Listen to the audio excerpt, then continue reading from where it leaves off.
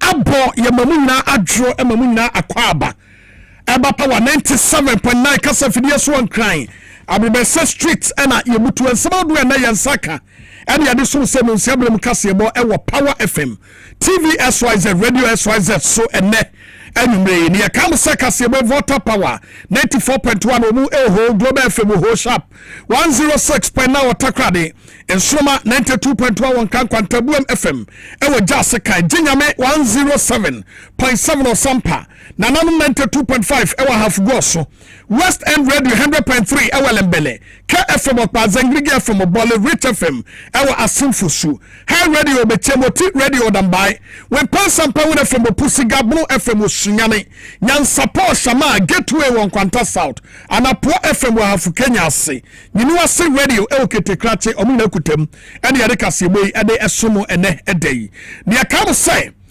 information centers no do so pa wo munyina eka ho bi obabia mu kama na adesian mu etie bi Atom Local FM ewa sasetre nzima elembele wo mu kuram VC Radio ne TV ewa dunkwa rofen wadaru ma akọ amanane a Apple 68 of Virginia that's Radio Italy Adafopa Radio Paris Gila Radio UK OPD Radio UK Lao Sales TV kasebe nam so adesian mu ehwebi Facebook ne Power 979 FM TV SYZ Radio SYZ emu bia no o drop down commenter ye be kan ama what de ekoso ensemi de di makotre bi ni ensama Ghana for bi no de to just senka wasam na shebedwafo ehye ahodo mu yusu no yema wo mu yusu bicycle na na speaker of parliament ababe chechem hia hu behia so mbe yusu sa ehye a wo mu eyusu no owura John Dramani Mahama ye Ghana man pani wode atodwa se Andrew 2030 no na Ghana ye GDP no anyiri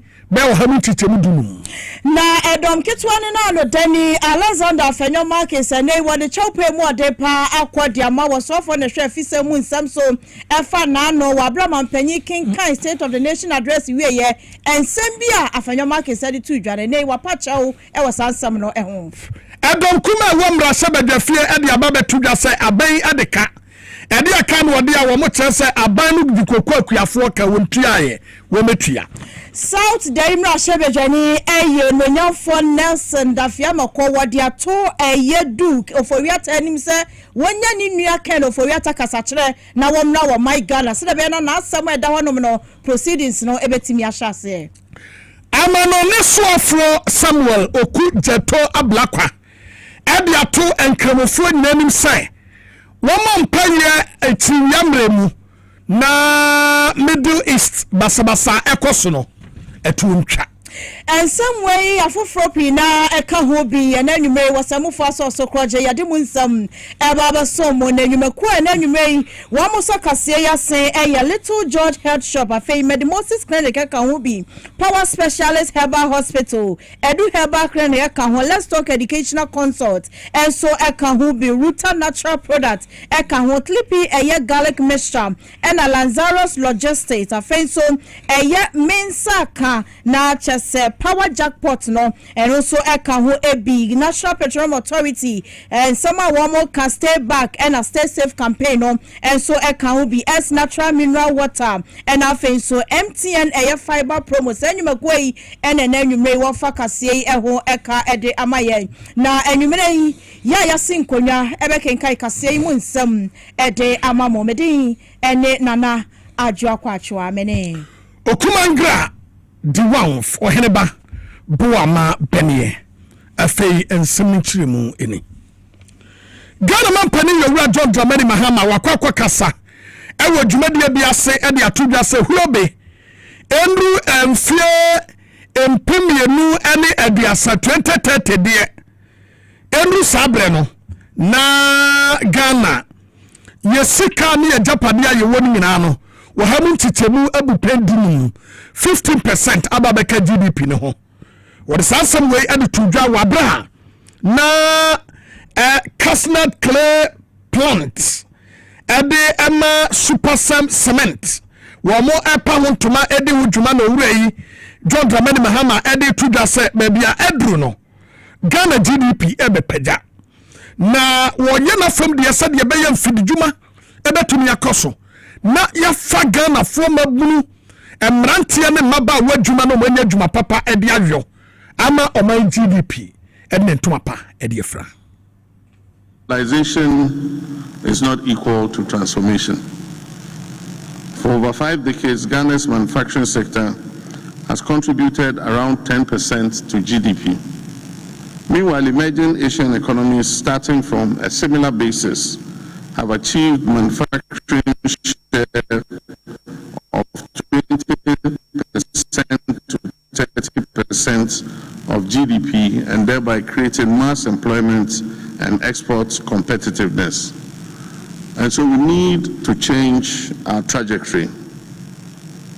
I've therefore set a national target.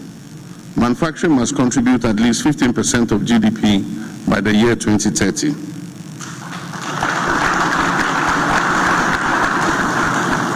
Supported by 500,000 new quality industrial jobs. This will require structural reform and not incremental adjustments.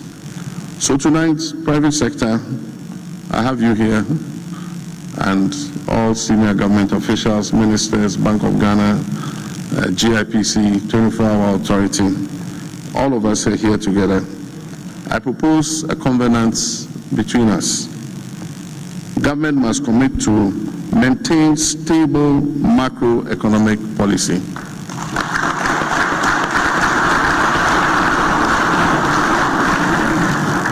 The turbulence in macroeconomic policy affects your businesses.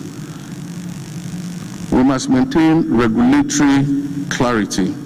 Regulations must be clear and simple and not intended to obstruct private business. We must look at the whole structure of industrial financing and apply industrial financing reform. We must enforce fair trade, so fair trade enforcement. Government also commits to improving infrastructure, including the roads, utilities, power, water, so that the private sector and industry can expand and thrive. And then also government commits to regular consultation with the private sector to resolve the challenges and obstacles that prevent your businesses from growing. Ghana man penny over John Dramani Mahama and you're telling kind of wisdom headed Jame, the Dinkra to buy. Yeromo ewa my Ghana yamra shebe jefie ana ene Speaker of Parliament Alban Usmana Kingsford Babin wadi atu jose nsembia Ghana fo binum ekeka se yehwe ehyen ahodoa mra shebe jafo wo mo etitimu ewa my Ghana mu 4x4 ne ho akro ne bana wose eho hia pa se wo mo etete sa hye fisa wo hwedwumadi a mra shebe jafo wo mu di ewa my Ghana mra shebe jafie mu na afenso wo mo constituencies ahodoa enu ntina do ma be pie mra shebe jafie mu so wa wo mudi wo hono ma eba na kwanyabedie ho nsam a 4x4 wo mutitim no eboa e ma kwanyabedie nu odwumadi a wodie contemporary terms so bibia ededa na akwam na mom bicycle ankofo binum kekasa wo hwa amai ahodo so a prime ministers ahodo bicycle no mo edi wonjuma ahodo no se eba my Ghana mu hanom se ya sa bicycle nya de ebebo adwumadi amrahemedwafo no wo mo edie na wo tu Ghana for sa comparison ne mfato ho no ye betwe ho ede afri ho yente Speaker of Parliament Nesama Wade Etu Eja. I listened to some of our senior citizens on GTV talking about MPs being given bicycles, not cars or four-wheel drives. The MPs have no problem with being given bicycles because you have been reducing a lot of load from their heads. Because with a bicycle, you know how far you can reach. But it's because of this missing link between Parliament, the MPs, and our citizens that will inform a very senior person to, on TV, call for bicycles to be given to MPs. And when you want to compare, it says, oh, but in UK, we see the sometimes Prime Minister riding a bicycle. I'm a Ghanaian. I'm a Dagaba people, and I'm asked to behave and act like a British. People get everything wrong. And that is why we have degraded ourselves to the extent that we don't have much value for people to buy. And so we keep on buying what they have, not what we have. Now, Chasanya Ekotia ye Speaker of Parliament, Urban Babin, and what day in Chimoya to Janana Wakasa, was speakers, breakfast forum, Etoja, and what the Sansom way etuja. Yamamunia Conquatin comment through her. Alano Ura John Dramani Mahama, Echo Mrasebe Gefino, what the Ghana Tibia and Kasa and Kotuja State of the Nation address. Now, we Ebra aso ye wosemra sebedwafo ebobo ho na yehu se wo mane tebia no se de owura edi betu dwa no saa na tie poten anase enye saa na etie eti emra sebedwafo eguso ya wo mu ebobo ho anti ene na ranking member edema food agriculture and cocoa affairs committee ye wo mra se bedwamu Isaac yaw opoku ema nsaso. And you say yes, Isaac Kasa. Was sorry, you say Ghana Cocoa for Ebre. State of the Nation address, son and over John Dramani Mahama Betu Gano. And some no one church the Mufiko. Now, Sadia Tiana say Cocoa Bodo, Ede, Lances buying companies net to Cocono. What the Wamoka 11 billion. Eka Wadiano. Emma. Abatoja so John Dramani Mahama any sikanu 855 million cedis. See on 12 Ekuafoka. What yasa sikano enru from Amomunsa enkaye. Nansa na Owura Isaac ya opoku na samno yebeko so no. Yankwa humaso na yane Sam Jerome ya wono ena okasa edema Ghana Cocoa Board. Enkonkodin komose na sikano ewa he. Jerome Akwaba. Jerome Akwaba Ominia. Yo. Openia your friend Isaac Yawopoku, ranking member. Food, agriculture and cocoa affairs. And now what they are to just say, Ghana Cocoa Board, mode lances buying companies neka 11 billion. Asami nukrebi ananya nukre. Nemu something saying. Many of my minister at a Ghana Cocoa Cluster. Now, only say, you think you're a contribution that from for public to make a in this case, may come and be used as a correction of which is where I write a cocoa. The original cocoa board don't include every 30 years. You think a 30 years experience, right? Part of cocoa board management. It will never be over a think of all the open. And currently posing as a ranking member, never can be in trouble. Now, so I am unfortunate to opening that the House of Records. Now, come somewhere, anything, one cocoa board and the Equiafoca 11 billion. Cocoa board and the Equiafoca 11 billion. The reason being that one cocoa board comes to any Equiafo MDE directly. No license buying companies. Any if you come across 11 billion, so any 11 billion, any it's not just opinion coming. If your opinion also say, every figure 855 million. I don't know, I'm also inquiry in Kobe form. The opinion will be a only client, and Kobe will say, as we speak, Cocoa Board has made payment for every LBCs now. After every amount over 4.2 billion. 4.2 billion. And a Cocoa Board here. And that, it's a big million now coming from Adam. That's how.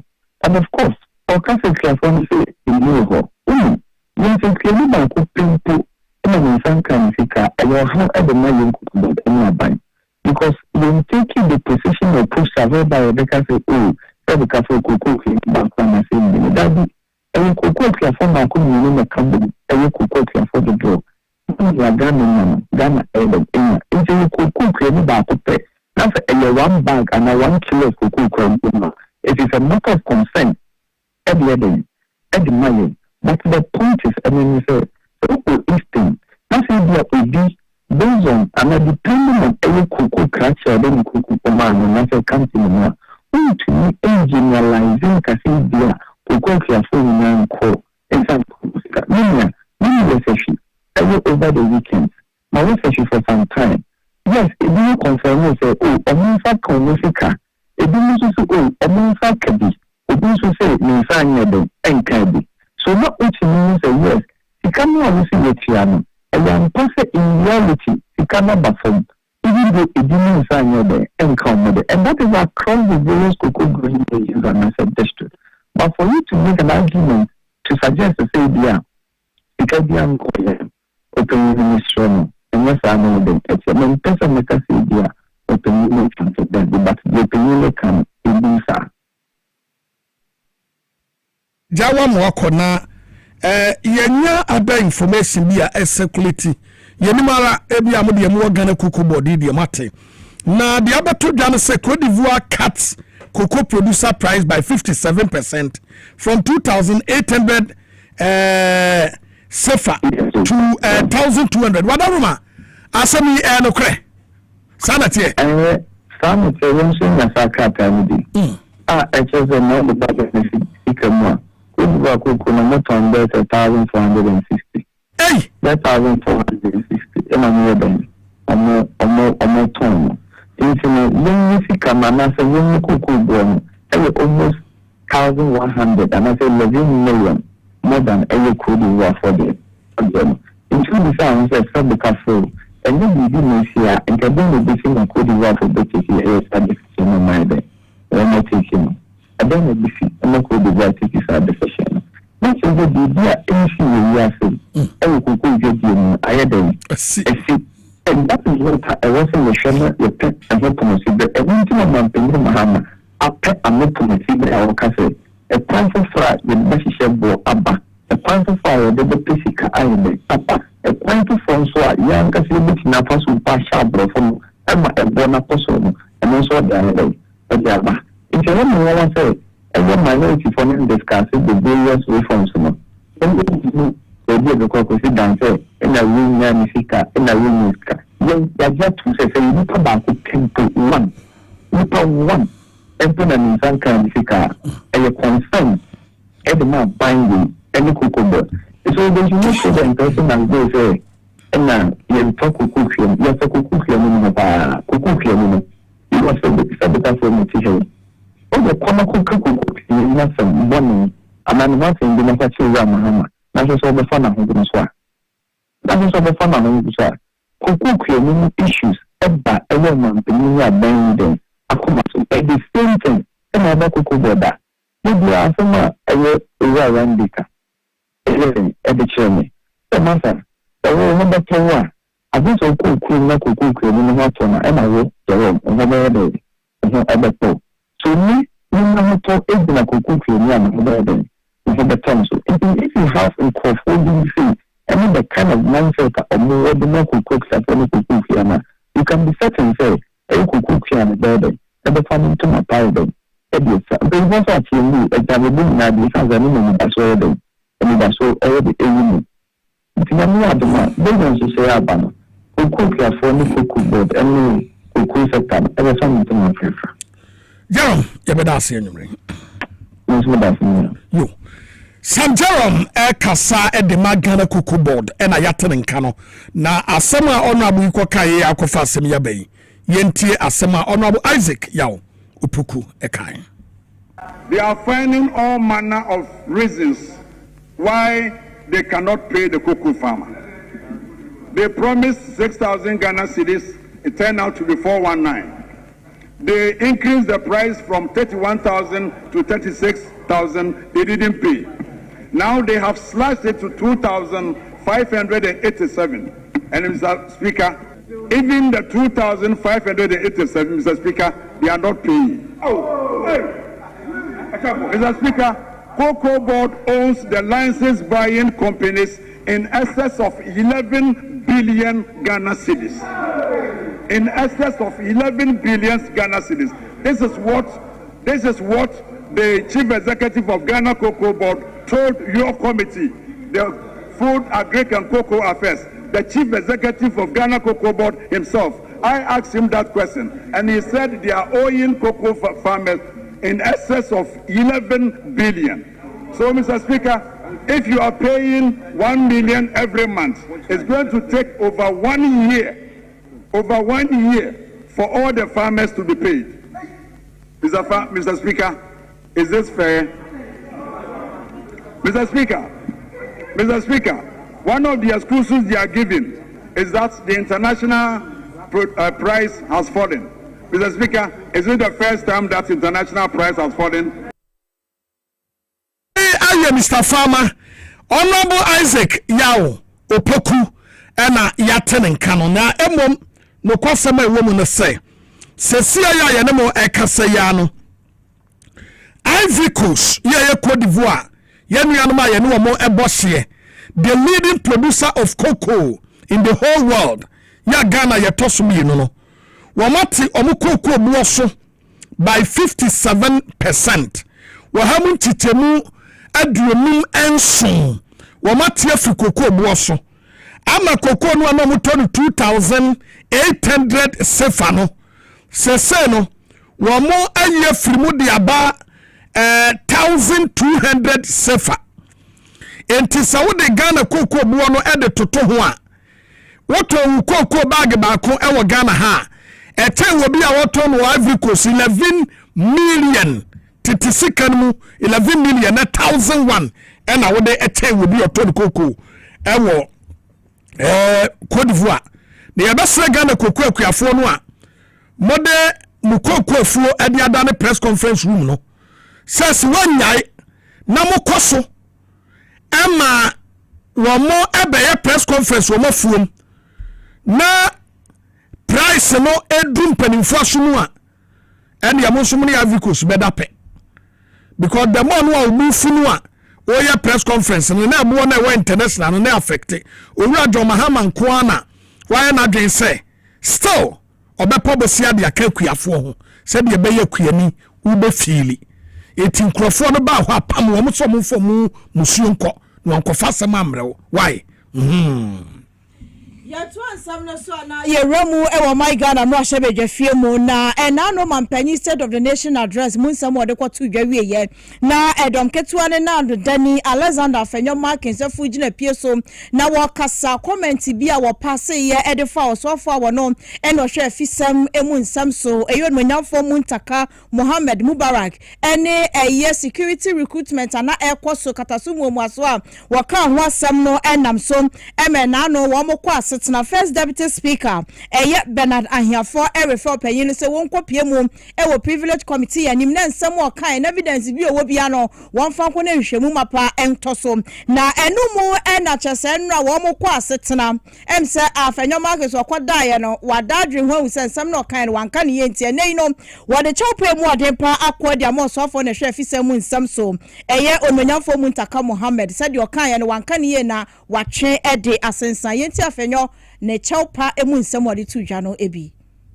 If, as a speaker, the text of my concerns reflected so, it is hereby accordingly withdrawn. And, Mr. Speaker, as colleagues, when a member feels strongly about a statement which is unintended, the right thing to do is to withdraw and apologize to him. Mr. Speaker, I proceed to do so and to assure him that concerns that would arise out of any matter shall be properly be brought to his attention. But on this matter, as I've said before, I will repeat it for Hamza, that anything related to him or his ministry is withdrawn. And again, apologies to him. na just afenyo markets ne chopa wode etu dwano emu ensem bi ene kokote no kasa wiye no ene osofo na hwe afisem mu nsem so onwanyafo mu ntaka eye Mubarak Mohammed enso sorry yes chopa afenyo de aba no eyade awasomu. It's painful to be wrongly accused or your action to be misconstrued and be labeled differently from the intention that you have, especially when it's connoted with criminality and heavy wrongdoing. I will be the first to always say that fight for the right thing to be done. Make sure that wrong things are not done. But let's not do it as though we intend to destroy each other. I am heavily hurt and heavily worried. But who am I to say that I'm going to play God and I will not accept it? I accept it wholeheartedly, and I pray that this guides all of us, myself, the hardworking service commanders that I have, the hardworking staff at the ministry, for us to continue to do the right thing, and to also assure the minority leader and the minority and the whole house that if there are anything that they think needs our attention, we'll be more than happy to look at them and address them. But I want to thank you, Mr. Speaker, because even if we go to privileges and a member that you are referring to privileges goes there to say that I'm sorry for all that I've said, it ends the matter. My only plea, Mr. Speaker, is that if it is possible to expound that from our records, and if the debate or the comment made yesterday in any way was also hardship and the House decided that both or all that should be expanded, I think that may do all of us a lot of good. Na eno echi no na first deputy speaker of parliament eye onwanyamfo Bernard Ahiafo enso de to so say ne decision o make yes or refer Afenyo Markins e de akọ eye privilege committee na nim no ene no watwe sa decision ni nyina asensen. I would order that the referrer to the privileges and immunities committee for examination, inquiry and reports is accordingly withdrawn. I will further direct that those words complained about said by the minority leader and complained about by the minority leader is accordingly ordered to be expunged from the record as if it does not exist. By so doing, the matter is put to rest. Now, just away a union for Bernard Ahiafo or no any affairs a deputy speaker of parliament and or the same way at also. Yofa amanfobia dwentra wo media banibi emfa enka honefe yemra muma enkomono enye sweet na ube fili pa ebi anase abrantie ese aha wose memamu adwo muluku good pa Pat Hansen wose good news zero odieno enyede Hamza Sally wose wo share live e wo kra krom Doma West na ne regas enko ema hardworking MP Vincent Opon Asamoah ene DC Honorable Stephen Azoba efri Hamza kra krom Doma West ho ena wode aba we manuel Odame Toffee wose wo share live na good evening ya frame Odame Toffee me hwemo live e wo Tikobo number 1 nzema ena wode efri Abdul Razak on my hand thumbs up yeah Tete John was say good evening wahini baniye power news me good evening me patewo me passe was say please ask our party and government why they should allow this computer type of recruitment odaroma no ankaso bisomo William Nyako was say media me think say problem bi one this me reason no any wachotro bebremi nya daje nkan was say afenyomaken was to have a slap or her was say afenyomaken bo police near sum poa ankosiaga afenyomaken we yedi carry family dia ko privileges baako wa bro ko ECOWAS no ensese woko no ya woko ye no nso ho enwasem eda ho na obisa NDC for say afenyokra no ade musuro no ana we efri William Nyako ho Jones Siao was say mansu tonto krom was say elhiniba NDC leadership sorry o your friend Dell with some tips NPP never again the person Sofori was it why do you accept a Afenyomaken apology Obisa Muntaka was it blame the speaker you allow Afenyomaken to be fooling in parliament he has no respect for even you the speaker their stupidity in parliament micro minority is irritating Ghanaians eti asama patience ofori whatever and we drop papa Ajudi nana jomo nkransa MPP ni people pa no was it President Mamani NDC while in opposition convinced Ghanaians that they had they had ready-made solution to all Ghanaians' problem. Unfortunately now in government those promised solutions are nowhere to be found. When things improve by chance they take the credit. When challenges persist that they shift the blame. Ghanaians deserve leadership that accept responsibility and deliver real solution, not excuses. Ajudi wasem wa woka ye de enyo John Dramani Mahama na woka mani. Wasem dia to aso premier nsa nso sebio abase bienim. Wenso your friend Samuel Agri was say Oheneba good to see you. Was say well mehudia menyonko Trump wa ye no ne ho asem wa hanti to boase me bechirim Vincent Vinyo was a nice one Abu Yaro was share live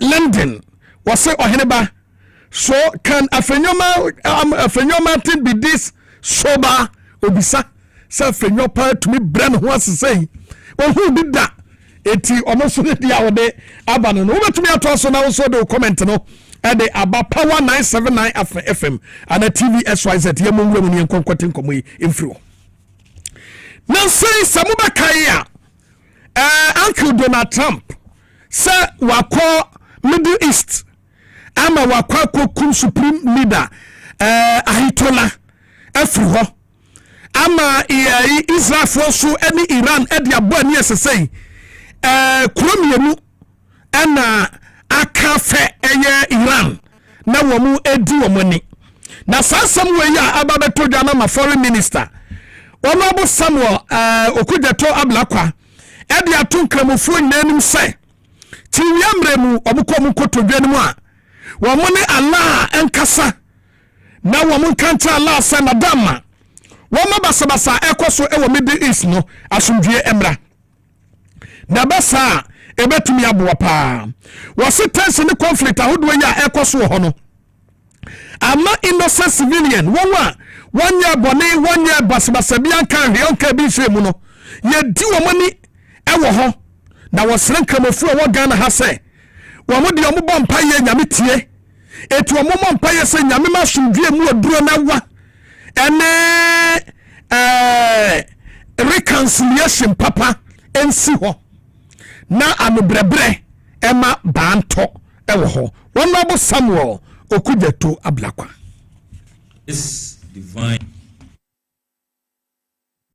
message speaks directly to the essence of diplomacy, mutual respect, understanding across cultures, and cooperation for the common good. Your Excellencies, we are living in very challenging times, particularly for our brothers and sisters in the Muslim world. Our collective conscience is being called upon at a time of great stress in the Middle East and the Gulf regions. And it is my fervent prayer that we use this blessed month of Ramadan to pray for peace to reign and for the guns to be silenced in this region. We also ask that this holy month of Ramadan will lead to a cessation and a de-escalation of the ongoing conflict.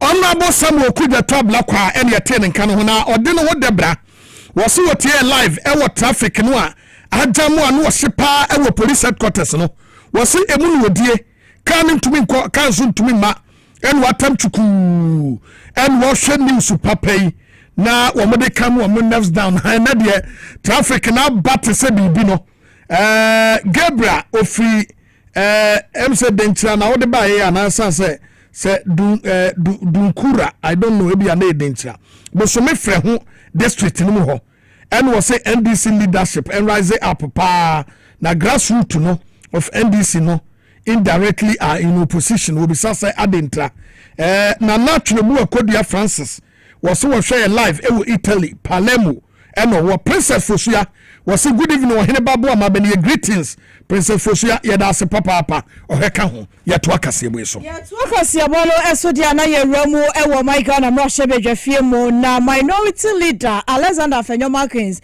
and what they to a majority caucus no womanim se brano na obehwe kane photosamfo ye kind of oriata ni mfonyini na wo mo dia femfam enkrata so ne board so placard so ne kitakita wo mo se nkebe ya wo mo nya fi se papa no reputation and a wo mo essay no na wadi tu jana wo chim se sane ye no ya na entwa ye no to de adesrade pa ene ne wode eto edom dodo no anim se wo mo ebejai sane ma wo mo eye no efise egu opanyin ni hu fi na yenti Alexander ne nsam a wode to eye majority caucus no wo mo anim ni bi.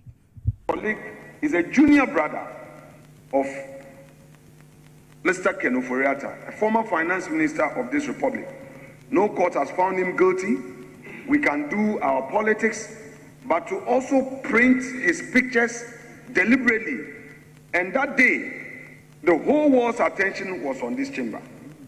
I would plead through my friend the Chief Whip to ensure that in future, any such action is curtailed, controlled, or stopped by him, so that this house would get the needed peace. Because, Mr. Speaker, if we don't stop it, a certain precedent will be set. Today, the Council of Elders have summoned me that market. What about the caucus? Ken Ofori-Atta, they carried his picture and called him corrupt. What is MPP also doing? I want to assure the Honorable Duke Ofori-Atta, who has persistently, because I was not in the chamber, he still insisted that the family is so concerned that as a caucus, we have not dealt with this matter, and I had to rush into the chamber to make this plea. I don't intend to litigate it, but I am pleading with the Chief Whip and the leadership of the majority caucus that enough of Ken Ofori-Atta's name in this chamber and the persecution and the attack on his reputation. He also is a human being, a Ghanaian. He has a wife, he has children, he has extended family, and not the least, he has a brother who is a sitting member with us. Minority leader Alexander Afenyomakins and achese wadin same way ato eye edwase Ken Ofori-Atta mfonyina ya wo mo printed digital niam so ba eye chamber honom no ha busuani ye papa ne titru ni nua a wo ye mrahye bedwani de ma de hye omo fante akwa e wo hobi eye Duke Ofori-Atta ha ne ye pa na sansam way no na Saudi mrahye bedwani wasaye majority chiefship eye Roxanne Nese Dafiamako was it Duke what whether who nyan for in a hand and your 2 nyanfo say wamela na de ohobi an Ghana yene no enka. I am pained that this matter is having some adverse impact on Duke. I am pained. Yes, I am pained because I can gauge the mood. But it's about his elder brother's conduct. Everybody is saying come and account for us too. I believe that if he were here and going through the processes, nobody will mention his name. So on this note, I want to assure him that we will not antagonize him. Please, we will not antagonize him, especially when his sensibilities are concerned. But we want to urge him to urge his big brother to come home. Na chosenia yekotie ye Sauda Imrashe Bedwani wonwa majority chiefship Roxen Nelson Dafiamokpo na wono so Edinson way etuja. Na yemwemu a krosagefo ene omo declare say nyame ya adum fiduada ya ekono krosag member bia no emane nkwa adwuma na senti omo de sasem way editudwa no say wo mo chese emfiem pimienu ene du nkru no mu 2019 eno mo ne aban ne kwatra se yesisi wo mo dodo wo mo abrabo enfata obi oye aban adwuma uko hu obi oye adwuma o local government pa na o hwe ne mpabu sugar eya na osekura fem se obekwa akoye adwuma o local government ne senti no aban no ene wo mu ni yie kakra na ebeyanka o makatua de ne yempagya mpafpafo na emunye du emfa ema won de betumi amabrabo na tumi akoso jojo asemi eba ye ba beto odwa no wo mo se aban ne di tumu wode pine en wo se monko January 2023 na implement na me de amamo edu 2023 no mko na na dodan ko akufu ado ho a wo se sikani ho wo mo twen ya na na se monko 2025 me de be mamo 2025 for mo akasa hu se owura John Dramani Mahama fenu abe cash ni ho Omara 2026 as a cash flow economy fine single digit ejina baby inflation ejina 3.80 si kasam aya kama aben wa mu wa fe nso cross agefo for one efon enti wa mabokoko e de ma ban se na daro ma wontie de omoka no na February ne da ebeto so no won betia 19 February ana omo ekọ neck meeting na omo de to aban nanim so betia aban ya tena hwa na wotwe ne se de mo no aban na ntua na monti cross agefo e kire se de enya ntua kukurukuru omia ne tena hodin omo braban enti womo tietua e de tia na omo nyoma dwe so mbeba dwuma na ni tena wo kopem se aban behwe omo so ho ayefe no omo madwuma da ene agi aban ji omo hihye nyina to mansana na yentie azegbampa wantumi anko strike akufo ado apenso 2023 na ko 2026 no mo yentie no decided to declare an industrial action to back the demand for better conditions for it. NEC decided further that should the government fail to honor its side of the bargain, the constituents of Crossack will embark on a nationwide strike with effect from 9th March. Isaac Bampo na somebody to ga eno no ye gina we so ajabo from kratotewu na yaba supreme leader Ayatollah Yakuno ewo Ayatollah Khamenei Yakuno ewo Iran na opani a wono ne kwatwuku ye soja ne kwatwuku ye se Ayatollah esha na wono ana ayese no ene dai watene TV so di tua kire ne so abone hu tuo ten wakune ho asasre bone fache se Allah emfanche no yakwa ba esia na yabedi nkomo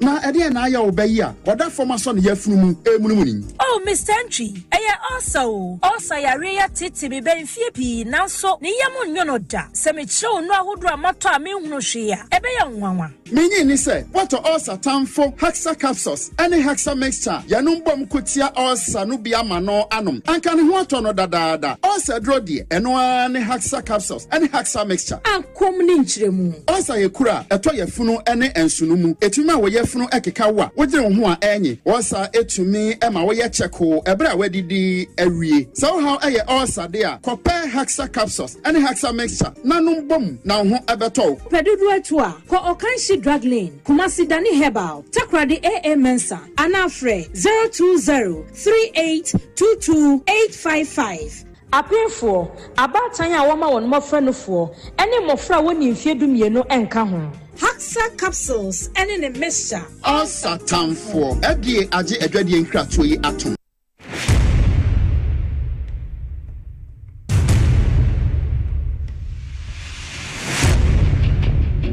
The average human body mass should have at least 60% water for optimal performance in any physical or mental exercise. We can help you maintain it naturally.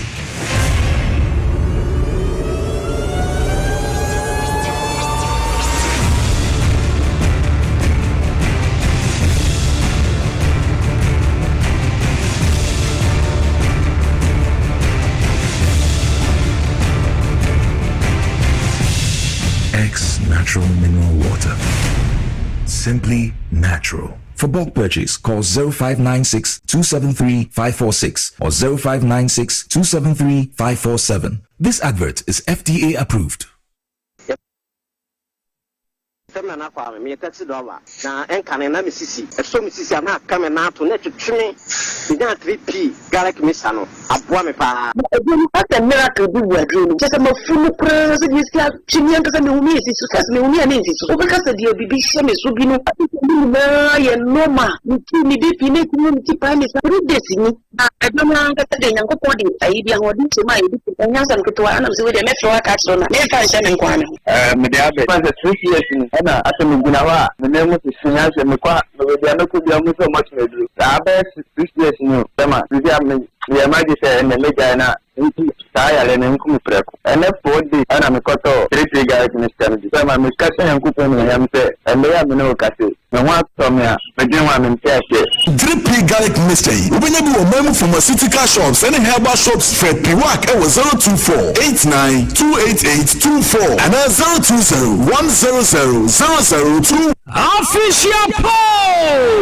power independence jackpot Mansaka Ghana Fwe Enche Wenyimede 69th Independence Day Osi Friday 6 March 2026 Onyanza yebu wave flag nkote Yereche dwete no Kofi Olajan kudi sika Independence Power Jackpot 69th edition tailoring big 9 day before mobile phone na dial *274# select option 2 Power Jackpot ticket to Krubia ye 10 Ghana cedis into the more to ticket no chances of winning a susura no call. Nasikanibo flow amodama. 9 winners, but for 690 Ghana cedis, akofie and paying a pabaze. Ticket to Krubia, ye 10 Ghana cedis. 9 day before mobile phone. Na dial *274# select option 2 Power Jackpot. Tailoring big.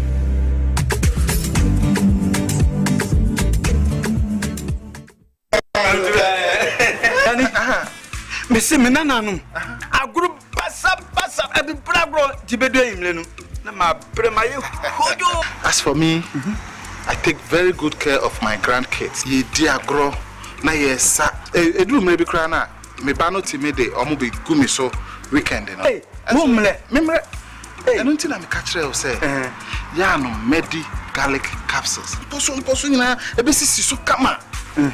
As I stand here, my doctor said my whole system has improved very well. Medi garlic capsules. Yes, Medi garlic capsules. Oh, Medi Moses garlic capsules. Boa mamoja dini paduani mu efurusani ye. Na esiesie oba ne barima mahona wodin. Ubenya edoi bi ato omanyi mu pharmacy store frey wo 050-349-4885. Edoi enye mamofra enye ndi fie dumienu. Apemfo ene emma emanofo. Medi Moses. Who how FDA ajije din kratui atu. When nations rise, it begins with bold conversations. When economies grow, it is driven by partnership. This April, Ghana's business and policy leaders converge at the Cool Business Forum 2026, the nation's premier platform for investment, enterprise, and economic transformation, with special guest of honor, His Excellency President John Dramani Mahama, joining captains of industry, financial institutions, investors, and entrepreneurs. The Cool Business Forum is more than just an event. It is a call to action. And so let us work together to build a Ghana that is competitive, productive, and inclusive, and a Ghana that creates opportunities for all. Come, let's engage in high-level dialogue, explore industry exhibitions, build powerful networks, and unlock real opportunities from finance and insurance to manufacturing, agribusiness, SMEs, and innovation. This is where it all happens. From the 3rd to the 5th of April, 2026, at the Cool Convention Center, ATBA, go to www.coolbusinessforum.com and register now. To register for exhibitions, call 059 555 5885 or 059 555 5995. Cool Business Forum. Connect, promote, grow.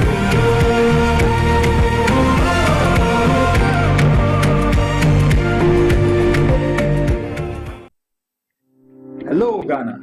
Payday is here. Stand a chance to win instant cash prizes on Review Scratch for Win.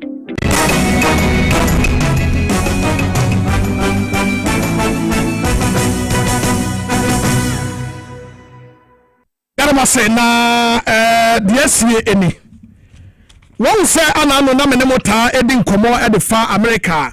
Why na again say one Iran supreme leader Ayatollah Khamenei one no ebe kwa komoso no ene okono enya abaso ama America ne Israel mu akamu emia Iran enya adeketo akra ama say the supreme leader wamo atoto pa ye ekono na ayro samwa ababeto dwa ehu pa enane say won say America fo eguso a okono wamo eguso na wo nipa bebrebe a abodompem no a we aye supreme leader ne ba no a ono se fe na ye tola no e ba e beto dwa say wo frim wamo aku no so na enkrofo a kire say Iran fo kire say America for me yam wo nyina wo ha wo mo so mo te se wo wiye enti eho Allahu akbar ena wo mo de ahyamu a wo mo da otumfo nyame ase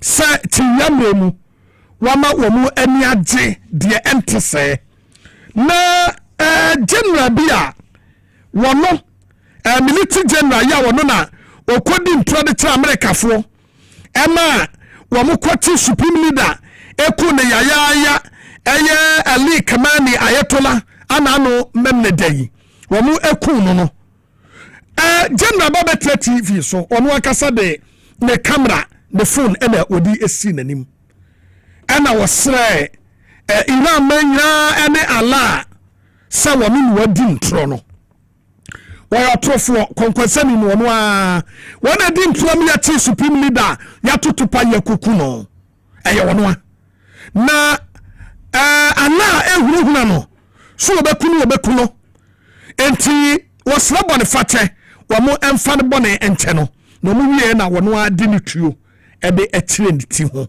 e na ten hwe kakrai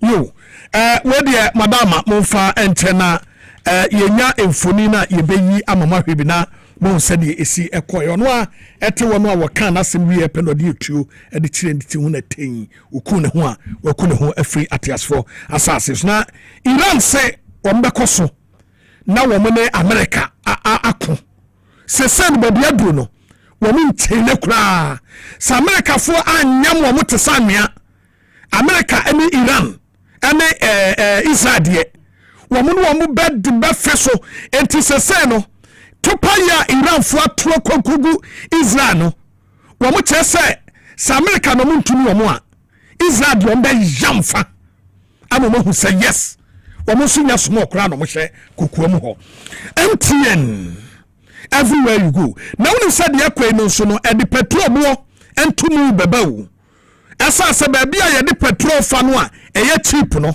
eno na se wo kono so kwaso ho no eti se petrol bo enche ebuo no bepaja eti mamma ne mambe pejatna no bia kwa kwa jaba bia kwa kase NDC na aye mo hu de ekoso no eti eno no MTN everywhere you go MTN see mfantu Ghana fo nanim say sa fiber no a ye de hwe Netflix mo e de hwe YouTube ne na sefo no a ekote entwintwan no check where ya hwese bi wo ha no me connect bi ma na fa show movie ma wani enye wo de ne so be ko app no so no wa check MTN fiber and also be dial star 5057 hash star 5057 hash no wa check it fiber no bi wo ha na frame MTN for no me connect ma na so ti wani MTN everywhere you go.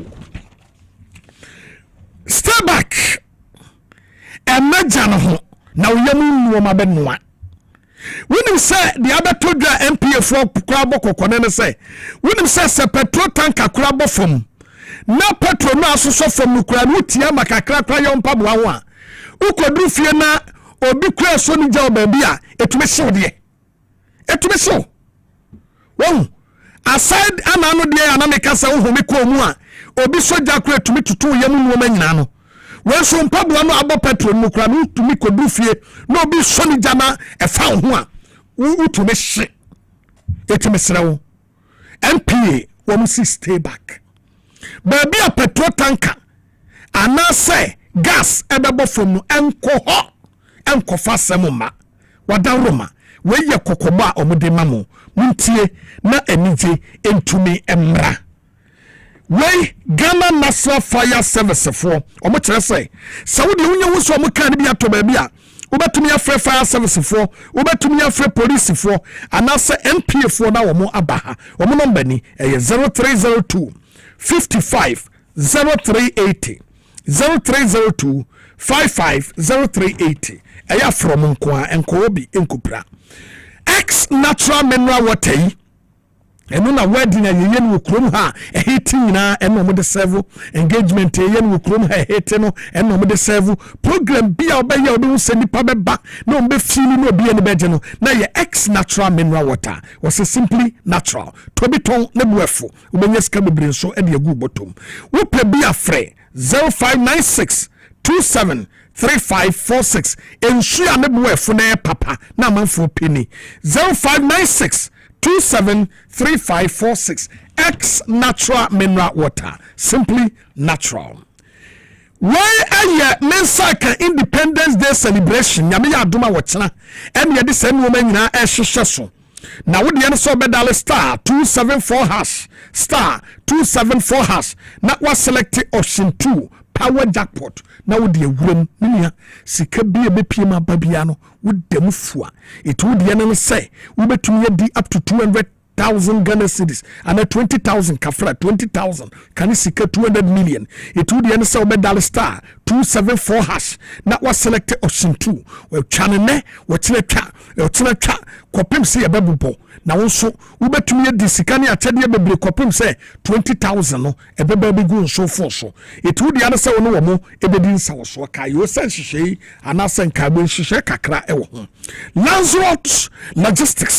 Lanzarote Logistics was here to Ghana for him say what the anomedia the debi ediaba pomegranate drink papa yaje na organic papa na wono mo 100% natural pomegranate and ye de aye na juice papa no ayatwe no a wono mo e boost immune system e ma mo na wo mu nya hoden esiesie wadwene no wakoma e fe wudu so twam problem e ho nyina no e solve e ma ahoto e ba etipebia pomegranate fruit drink no ayanombi afei cold milled seed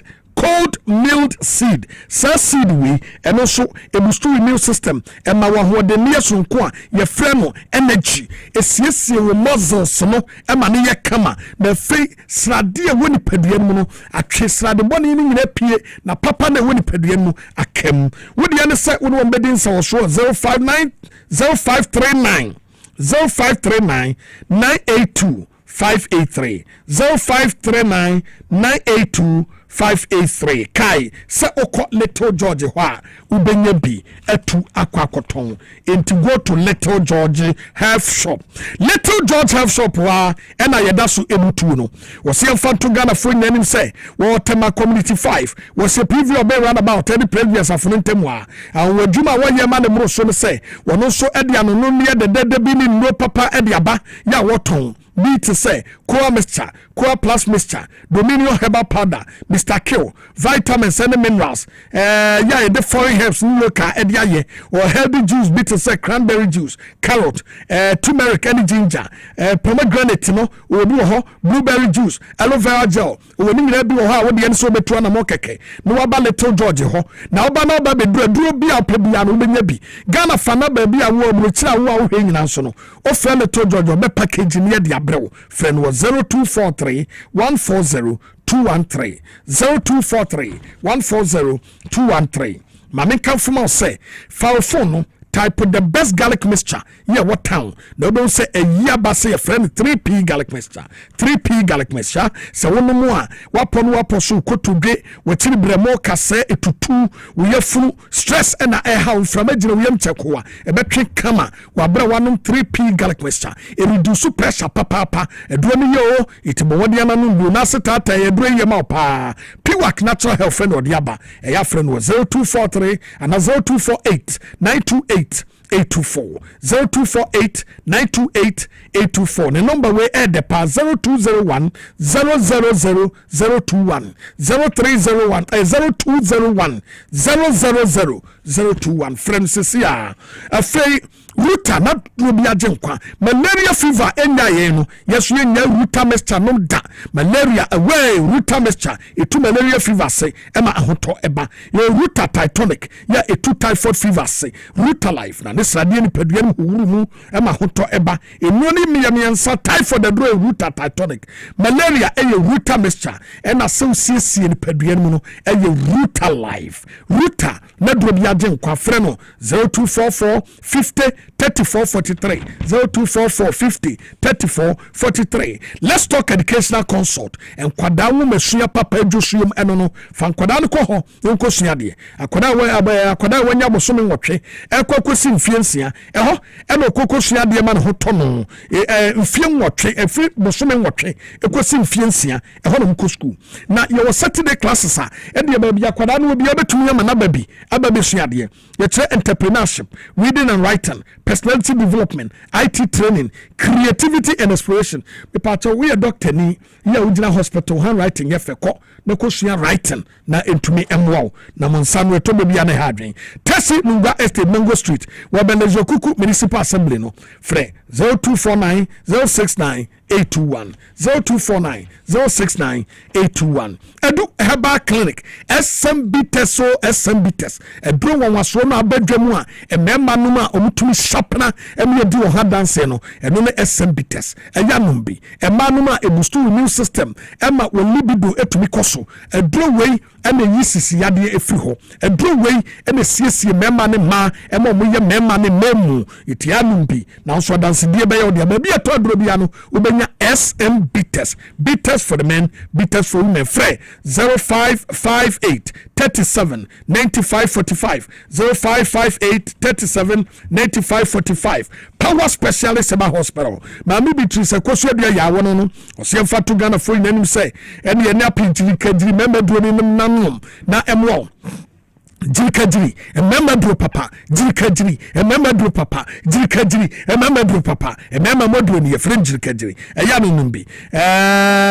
One more power specialist about hospital no diaba. Efe hebate mixture ebustu immune system. Ema hotoba. Ghana ha baby to drobiano. Ubenya bi frɛ 0244 54 44 22 0244 54 22. Finally, a Medimosis Clinic. Or see Fantum and so Chedia Ponyamia Duma Watchana will be amrebi. In Moma Bena Mobabe, or some Fantum and himself Watchana no Pano Watche, Quacosin no Miemu, or be amrame free health screening will be free of charge when you say what the answer of the banwa be check the edi kan wo show abanimu no ade bi wo ho friend prostrate be check so the na eketwa anaye kese free of charge be check efe ema no fibroid na hamo no eno so emu nsem etesen be check so we develop bi ana wo bi ana yese wo ni bia ni nyina no free of charge and efe and say ye wo wanum aye kokko yellow bi kone yen chekewe se twiso a ebetumi efita ni nyina so free of charge ekoso ewo adenta barrier new site wo Accra ministries Ghana Highway Authority yadin wa aje kwadwo oben ashaman ehon so bekoso ene kumase eye ahenema kokoben friend 0244 068 447 0244 068 447 Kasie bonus Siabonesia na yemfa seda emfa ma aboafo a wo moboaye ewo newsroom na afia ofa bia face Fred Green ene Agnes afa so ma poma chichiku akra kofida kon wo mu nyina eka ho bi uremu ewo MC ahonom so a na director afa wo ho Abbas ena afa so Mr Peter Cranton ena Mr Emmanuel Nete ena afa so Joe wo mu enso wo ho no camera no eye Kofi the boy ene gina chire ede emaye na enwumre yi ya je braba kenkan kase yi mu nsam ede ma mo medin ene nana adwo akwatwa mene okumangra the one for heneba boama benie yedamu nyina ase